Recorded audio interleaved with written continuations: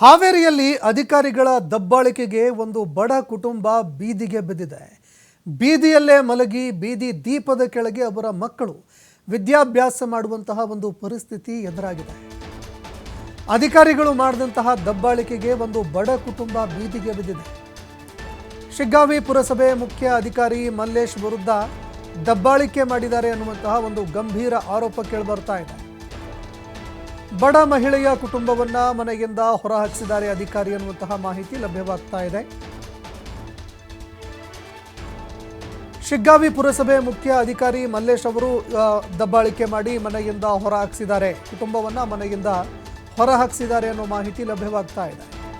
ಶಿಗ್ಗಾವಿ ಪಟ್ಟಣದ ಗಂಜಿಗಟ್ಟಿ ರಸ್ತೆಯಲ್ಲಿ ಇರುವಂತಹ G+1 ಮನೆಗಳು ಏಕಾಏಕಿ ಸಿಬ್ಬಂದಿಯೊಡನೆ ಬಂದು ಅಧಿಕಾರಿ ಮನೆ ಖಾಲಿ ಮಾಡಿಸಿದ್ದಾರೆ.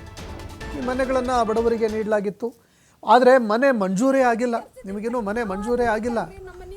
ಅಷ್ಟರೊಳಗಡೆ ಇವರು ಬಂದು ಇಲ್ಲಿ ಸಂಸಾರ ನಡೆಸೋದಕ್ಕೆ ಬಂದಿದ್ದಾರೆ ಅಂತ ಅವರಿಗೆ ವೈಯಕ್ತಿಕವಾಗಿ ನಿಂದನೆ ಕೂಡ ಮಾಡಿದಾರಂತೆ.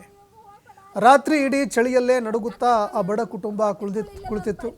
ಒಂದು ಬಡ ಕುಟುಂಬ, ಸರ್ಕಾರಗಳೇನೋ ಪುಂಖಾನುಪುಂಖವಾಗಿ ಹೇಳ್ತವೆ ಬಡವರಿಗಾಗಿ ಮನೆಗಳು ಹಾಗೆ ಹೀಗೆ ಅಂತ, ಆದರೆ ಅದು ಸಿಗಬೇಕಾದಂತಹ ಫಲಾನುಭವಿಗಳಿಗೆ ಸಿಗದೆ ಉಳ್ಳವರ ಪಾಲಾಗತ್ತೆ.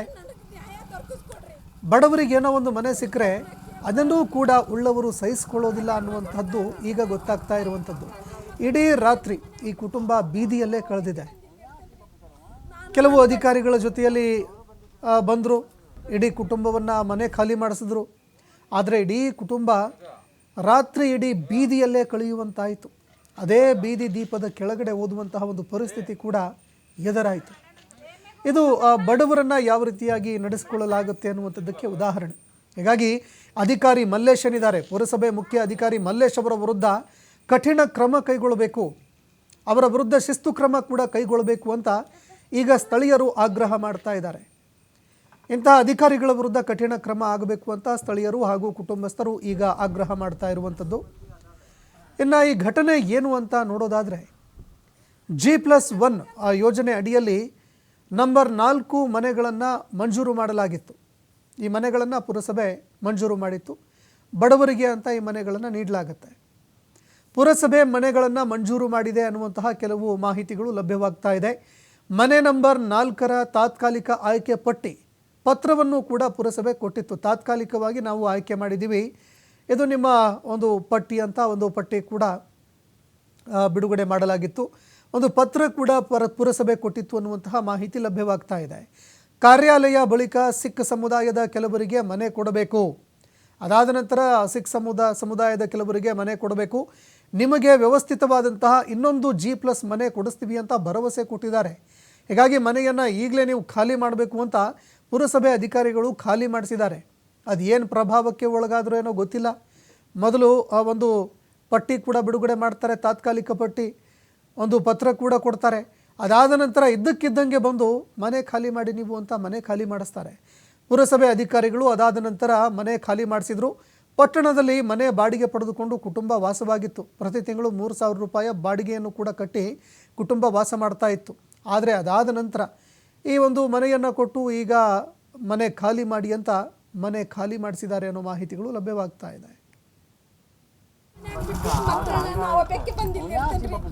ನಾನು ನನ್ನ ಗಂಡ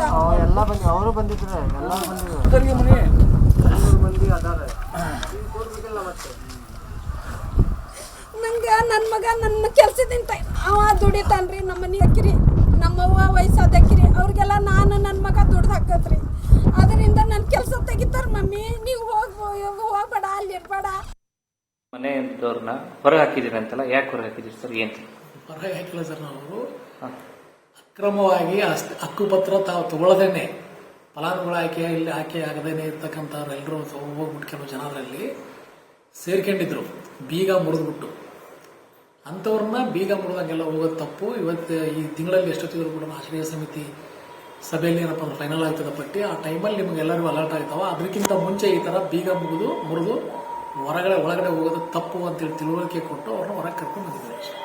ಇದು ಹಿಂದೆ ಒಮ್ಮೆ ಇದೇ ತರ ಪ್ರಕರಣ ಆಗಿತ್ತಂತೆ. ಆ ಪ್ರಕರಣದಲ್ಲಿ ನೀವು 3 ದಿನಗಳ ಕಾಲಾವಕಾಶ ಕೇಳಿದ್ರಿ ಅಂತ. ಹಿಂದೆ 3 ದಿನಗಳ ಕಾಲಾವಕಾಶ ಅದು ಆಗಂಗಿಲ್ಲ, ಅವ್ರು ಹಂಗೆ ಹೇಳ್ತಾರೆ ಅಷ್ಟೇ. ಯಾಕಂದ್ರೆ ಅದಕ್ಕೆ ಆಶ್ರಯ ಸಮಿತಿ ಬಂದ್ಬಿಟ್ಟು ಮಾನ್ಯ ಶಾಸಕರು ಅದರ ಸಮಿತಿ ಅಧ್ಯಕ್ಷರಿರ್ತಾರೆ. ಆ ಸಮಿತಿಯಲ್ಲಿ ನಾವು ಅದನ್ನು ಫಲಾನುಭವಿಗಳ ಆಯ್ಕೆ ಪಟ್ಟಿನ ನಾವು ಅಂತಿಮಗೊಳಿಸಬೇಕಾಗ್ತದೆ. ಆ ಕಾರಣಕ್ಕೆ ಅವಾಗ ನೀತಿ ಸಂಹಿತೆ ಜಾರಿಯಲ್ಲಿ ಬಂತು. ಆ ಟೈಮಲ್ಲಿ ಶಾಸಕರು ಇಲ್ಲ ಈಗ ಸದ್ಯಕ್ಕೆ ಅಂತ ಹೇಳ್ಬಿಟ್ಟು ಅನ್ನೋ ವಿಚಾರನ ಅವಾಗ ಅವರು ಪ್ರಸ್ತಾಪ ಮಾಡಿರೋದು ನಾವು. ಬಟ್ ಅದರಲ್ಲಿ ಕೆಲವು